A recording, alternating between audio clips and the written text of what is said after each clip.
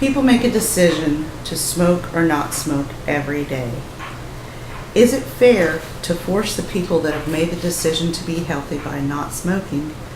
Is it fair to force them to inhale secondhand smoke?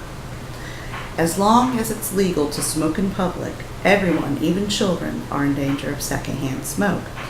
I am going to tell you that public smoking is a hazard to non-smokers and to smokers, and making the public ban on smoking would be beneficial to everyone. Everyone can be exposed to secondhand smoke, or SHS, in public places such as restaurants, shopping centers, public transportation, schools, and even daycare centers. The Surgeon General has suggested people choose restaurants and other businesses that are smoke-free.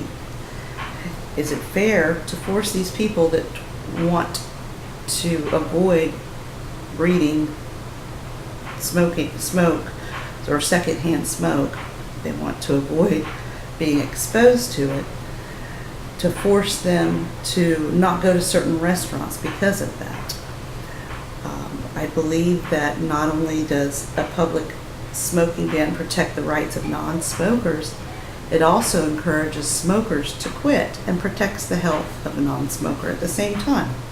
Approximately 25% of non-smokers and 30% of ex-smokers reported recent secondhand exposure.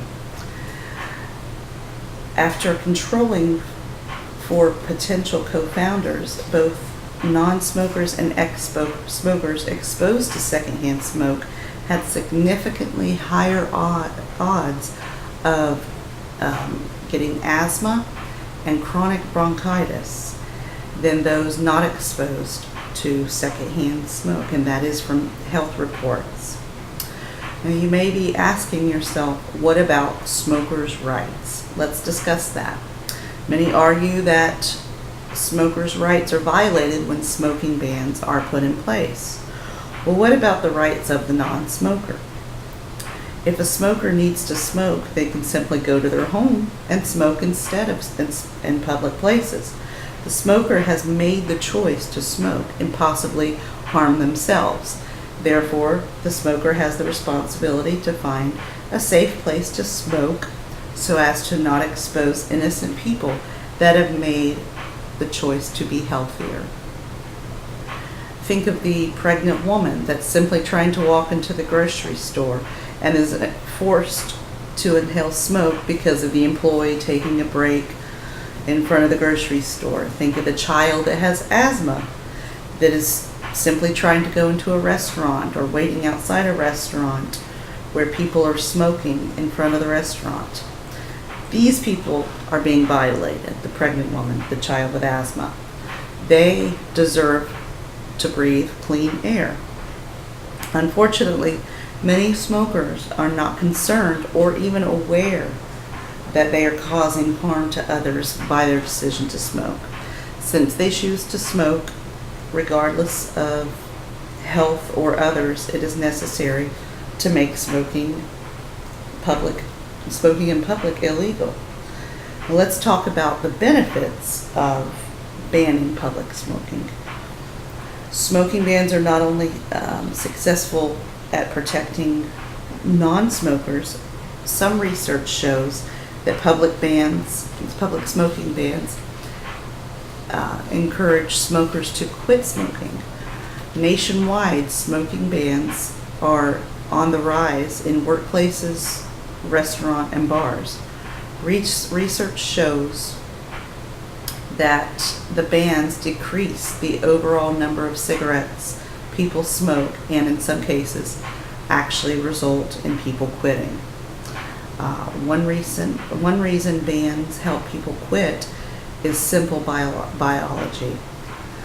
Inhaling tobacco actually increases the number of receptors in the brain that crave nicotine. If you had a smoker compared to a non-smoker and were able to do imaging study of the brain, the smoker would have billions more receptors in the area that have to do with pleasure and reward. So by taking away the reward of smoking in public places, at work or out at a restaurant, you're actually decreasing their desire to smoke.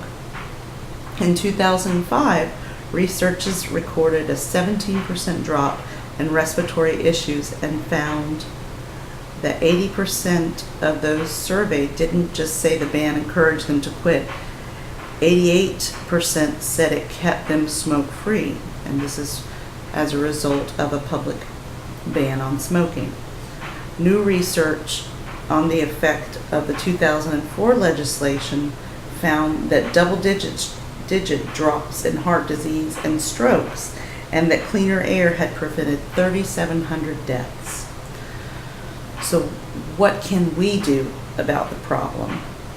There are things we can do to fight this battle, to make our air cleaner and safer for everyone.